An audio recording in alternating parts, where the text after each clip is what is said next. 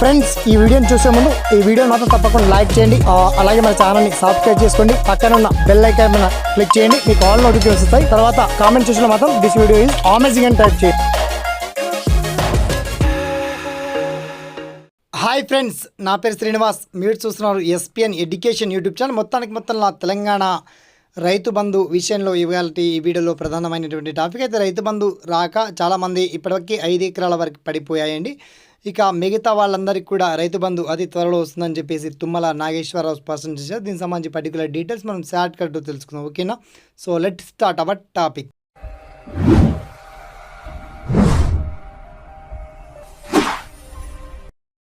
So friends, ఇక ఇప్పటికే 5 ఎకరాల వరకు రైతు బంధు పేమెంట్ వచ్చినటువంటి రైతులందరికీ గుడ్ న్యూస్ అని చెప్పొచ్చు. ఇప్పటికే ఆల్రెడీ 5 ఎకరాల వరకు పడిపోయాయి అన్ని జిల్లాల వారీగా. అయితే రాని వాళ్ళైతే తప్పకుండా వన్స్ మీ ఒపీనియన్ తెలియండి. మీ జిల్లాల వారీగా పేర్లు వన్స్ చెక్ చేసుకునే విధంగా లీస్ట్ మొత్తం కూడా వీడియో కింద లింక్ అయితే అప్డేట్ చేశాము.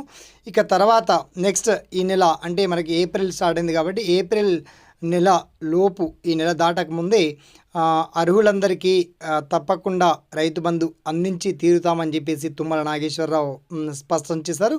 ఇక దీన్ని బట్టి ఆలోచించి చూస్తే 6, 7, 8, 9 ఇలా 10 ఎకరాల వరకు మ్యాక్సిమం తీసుకెళ్ళేటువంటి ఆలోచన ప్రభుత్వం దగ్గర ఉంది. కాబట్టి ఇంకా రైతు బంధు రాదు, ఇక రైతు బంధు రాలేదు అని బాధపడుతున్నటువంటి వాళ్ళకి ఇది గుడ్ న్యూస్ అని చెప్పొచ్చు.